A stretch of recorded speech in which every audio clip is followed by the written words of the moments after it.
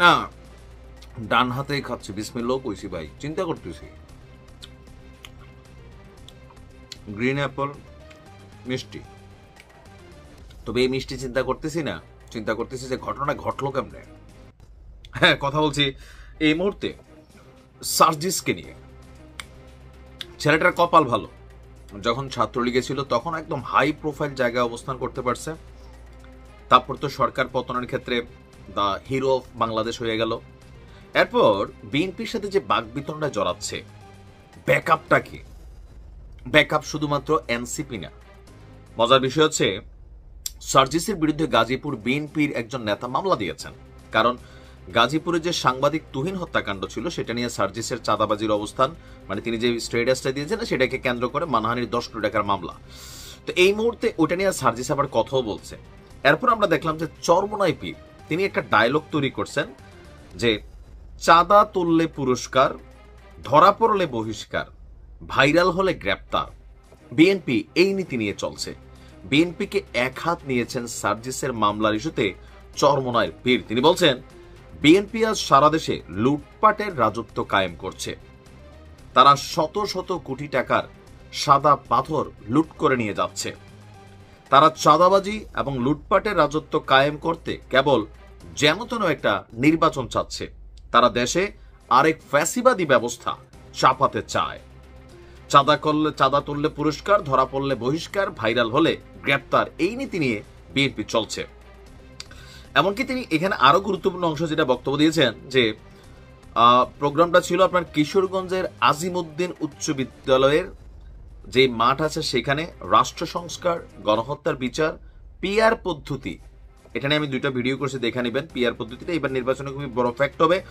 এই নির্বাচনের দাবিতে ইসলামী আন্দোলন বাংলাদেশের আয়োজিত গণসমাবেশে প্রধান অতিথির বক্তব্যে চরমোনাই পীর তিনি বলছেন যে সত্য কথা বলার কারণে এনসিপি নেতা সার্জিস আলমের বিরুদ্ধে বিএনপি মামলা করেছে। মানে তিনি যা বলছেন সত্য, কিন্তু সাংবাদিক তুহিন হত্যাকাণ্ডের মোটিভটা কিন্তু আমরা অন্যরকম দেখছি। আমি অবাক হয়ে যাই, মানে উনি অবাক হয়ে যান, বিএনপির প্রতি ওনার করুণা হয়। আগে জামাতের প্রতিও হয়তো সারা বছর জামাতের বিরোধিতা করত, এখন আমি জানি না তারা মিলছে নাকি এখনো আলাদা। বলা হচ্ছে যে তিনি বলছেন যার দ্বারা চক্ষুদান, যাদের দ্বারা আজ মুক্ত পরিবেশ পেয়েছে তাদের বিরুদ্ধে মামলা দিয়েছে। আজকে তারিক জিয়া বাংলাদেশে ফেরার স্বপ্ন দেখতে পারত না যদি সার্জিসরা না থাকতো। আজকে তোমাদের নেত্রীকে বিদেশ পাঠাইয়া চিকিৎসা করতে পারত না যদি সার্জিসরা না থাকতো। তারা না থাকলে আজকে খোলা আকাশের নিচে মুক্ত পরিবেশে রাজনীতি করতে পারত না। তো সেই জায়গা থেকে তিনি খেপছেন যে সার্জিসদের কারণে বিএনপি এত সুবিধা পাইল, সেই সার্জিসের বিরুদ্ধে গাজীপুর বিএনপি মামলা করল। এটাও পলিটিক্যাল বক্তব্য। সার্জিসের দাবি যে এই মামলাটা যে করছে সার্জিস বিশ্বাস করতে চায় এই লোকটা আলাদা একটা ক্যারেক্টার, বিএনপির সাথে কানেক্টেড না। তো তারেক রহমানকে কি করতে হবে? প্রমাণ করতে হবে যে এই মামলার সাথে বিএনপির সংশ্লিষ্টতা নাই। গাজীপুরের ওই একজন বিএনপি নেতাই মানে টেকনিক্যালি এই কাজটা করছেন, সুতরাং তাকে বহিষ্কার করে তারেক রহমানকে প্রমাণ করতে হবে। অপরদিকে আপনার ফজলুর রহমান, যিনি বিএনপির একজন কিশোরগঞ্জের বড় একজন নেতা, আবার হাবিব ভাই তিনি আরেকজন নেতা, তারাও সার্জিসকে নিয়ে যেই ভাষায় কথা বলছে, সার্জিস এখানেও দেখতে চায় যে এগুলা বিএনপির আদর্শ না।